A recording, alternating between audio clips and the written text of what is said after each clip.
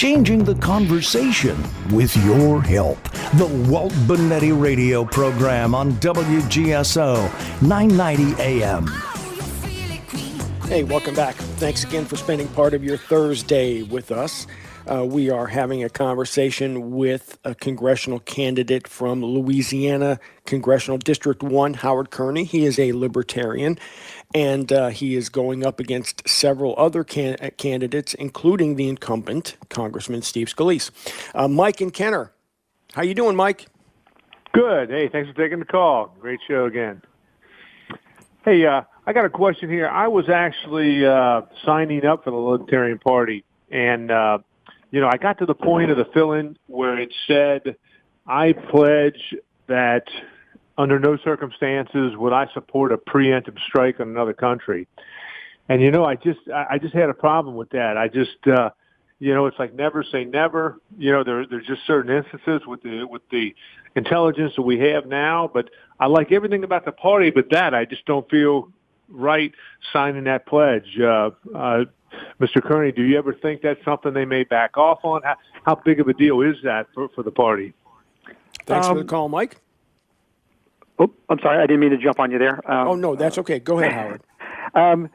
That statement was added actually just a few years ago, and the reasoning behind it is to support the basic premise of the non-aggression principle that the Libertarian Party follows. We really do believe that that the best policy is not to invade other countries and not to take preemptive strikes, but to actually look for ways through diplomacy, through free trade, to resolve issues. And for those issues that cannot, just leave them alone. But we do not believe that it is ever good to go and attack ahead of time. So, for you personally, if you don't feel comfortable with it, I certainly don't want you to go against your conscience there. But I would encourage you to look a little deeper into that and find out really why it's better to put a stake in the ground and say, you know what, as a principle, we will not go and invade another country. Yeah, just for the record, for Michael's edification, as I said, I'm a libertarian, but I don't espouse to 100% of any political party's beliefs or platforms, and certainly the Libertarian Party is one. I agree with a lot of things, especially involving limited government and limited taxation and limited involvement in my life, as well as individual rights and freedoms. But I don't agree with all aspects of the non-aggression policy, and I certainly don't agree with the open borders policy and platform that is on the National Libertarian Party platform. But let's talk about some issues where you have disagreed with Congressman Scalise and where you may have voted differently. Can you discuss those specific differences, Howard? Yeah, I think one in the financing of the government, which is one of the major responsibilities of the House of Representatives. Back in April, Steve Scalise voted, amongst many others, to approve a budget that would put us at that time was $19 trillion further in debt. Absolutely not. There was while they were voting on that, Scalise and the other leadership of the Republican Party prevented any amendments to be made to that. So it was an all or nothing. I remember watching on C-SPAN as they were trying to, hey, can we at least look at and talk about certain items that we might be able to cut? And the answer was no. It was all or nothing for us. So, that's just not right. You really, when you're looking at a budget, you need to be able to make changes and hopefully to reduce the budget. That was at the exact same time, by the way, that the so-called tax cut was brought in.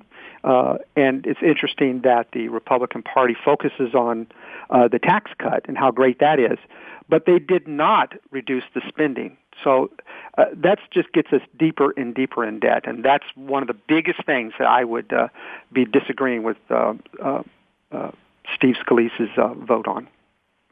Yeah, and we've seen that. We talked about the huge deficits that were run up under the Obama administration, but the deficits under the Trump administration have grown even larger because of the tax cuts and because Congress has not cut back on spending, even on departments that should be, I feel, eliminated, like the Department of Education. They increased their budget. Yep. And and hopefully as a reminder to everybody that there are automatic increases in the budgets. Automatic. In other words, a certain percentage always gets increased no matter what. So when politicians talk about cuts, they always talk about the cut of the increase and make it sound like that's horrific, like we're about to cancel an entire program and we don't believe in education, so we're gonna cut it. What we're talking about is, at the very, very least, cut the growth. Stop increasing our debt. Yes, like we talked about, the Department of Education, its budget is bigger now than it ever has been in the history of our country. Right. And the federal government should have no involvement in education. That should be Absolutely. a strictly local issue. Now, what specific problems or issues do you think that you can address if you go to Congress for your district and for our state that might be overlooked at the moment by Congressman Scalise or by other candidates? What do you think are specific issues and problems that you can address? I think our very specific issues is that while we have benefited a little bit for a tax break, we are still paying way too many taxes, and we are still suffering from the devaluation of the dollar. The devaluation of the dollar is a direct result of the federal government increasing its debt and the Federal Reserve having to print more money, thus devaluing the dollar. So again, very specifically, we need to reduce the taxes even further. We need to reduce our debt.